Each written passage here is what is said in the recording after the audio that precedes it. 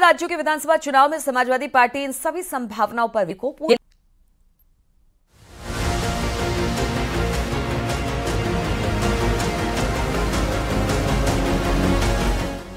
लोकसभा चुनाव में मिली सफलता के बाद समाजवादी पार्टी काफी उत्साहित है। तभी तो पार्टी उत्तराखंड, दिल्ली, मध्य प्रदेश, महाराष्ट्र, जम्मू कश्मीर और हरियाणा में चुनाव लड़ने के ऐलान के बाद अब झारखंड का रुख कर रही है। इससे पहले जियालाल वर्मा को जम्मू कश्मीर समाजवादी पार्टी का प्रदेश अध्यक्ष बनाया गया था। कश्मीर में काफी वक्त से सक्रिय रहे जियालाल वर्मा बहुजन समाज पार्टी से समाजवादी पार्टी में आए हैं। समाजवादी पार्टी ने पुलवामा, सुपौल, किश्तवाड़, राजपुरा और अनंतनाग जैसी विधानसभा सीटों पर अपनी संभावनाएं तलाशना शुरू कर दिया है। समाजवादी पार्टी को उम्मीद है कि इन सीटों में मुसलमानों के वोट बैंक के साथ उत्तर प्रदेश के रहने वाले लोगों से भी उन्हें कुछ फायदा मिल सकता है। उधर जम्मू कश्मीर में कांग्रेस ने नेशनल कॉन्फ्रेंस के साथ गठजोड़ कर लिया है।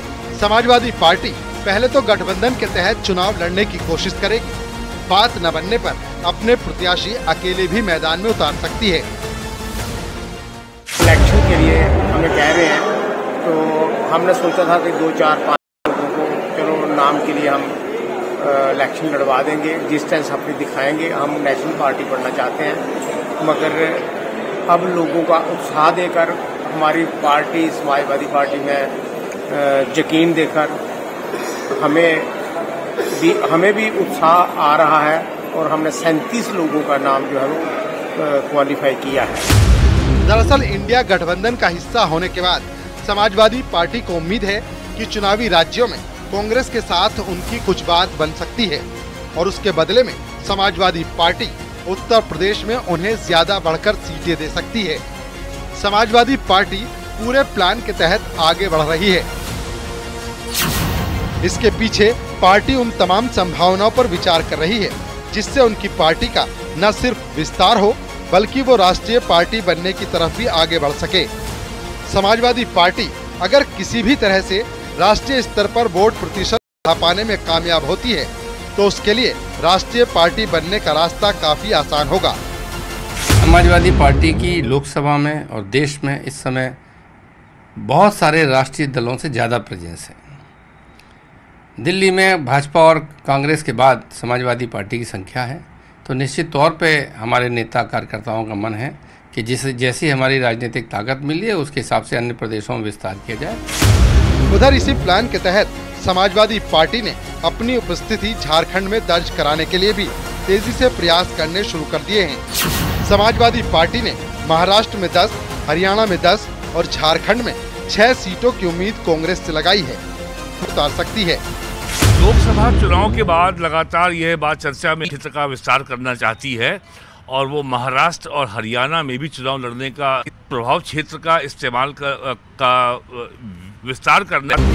लोकसभा चुनाव के बाद अखिलेश यादव तेजी से अन्य राज्यों का रुख इसलिए भी कर रहे हैं क्योंकि वो अपनी पार्टी का न सिर्फ विस्तार करना चाहते हैं बल्कि वो चाहते हैं कि लोगों के बीच उनकी पार्टी राष्ट्रीय स्तर पर अपनी मौजूदगी दर्ज कराए।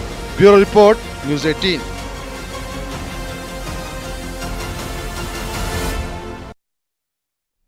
एमपी, एसपी और कांग्रेस पर निशाना साध रही है, यानी कि एक बार दलित वोट बनाने पर तुले हैं। देखिए जरा ये रिपोर्ट। आरक्षण पर रण छिड़ चुका है।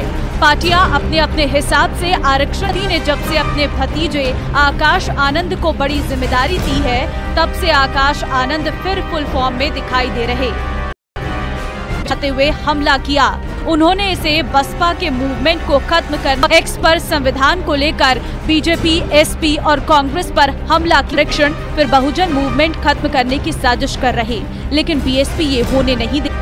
बीजेपी को भी इसमें शामिल कर रही है और अपने सियासी एजेंडे को जमीन पर उतारने की कोशिश कर रही है। 2012 में अखिलेश यादव ने जब एसटी वर्ग 2019 में बहुजन समाज पार्टी ने भी उनके साथ गठबंधन किया था, तो जिसने पार्टी सड़क से लेकर के सदन तक मजबूती के साथ भारतीय जनता पार्टी और उनके कांग्रेस पार्टी ये समझती है कि ये जिम्मेदारी है उसकी कि आजादी की लड़ाई के नेतृत्व में आज वक्त है कांग्रेस उस अपनी जिम्मेदारी को समझ रही है। अभी कुछ दिन पहले ही अध्यक्ष कांग्रेस और इंडी गठबंधन ने आरक्षण और संविधान बचाने के नाम पर SC, ST और OBC भूलकर उनके प्रति क्रूर रवैया अपनाया। दरअसल यूपी में उपचुनाव और 4 राज्यों में चुनाव से पहले आरक्षण के मुद्दे ने एक बार फिर से जोर पकड़ लिया है। कितना असर होगा ये आने वाला वक्त ही बताएगा। Bureau report news.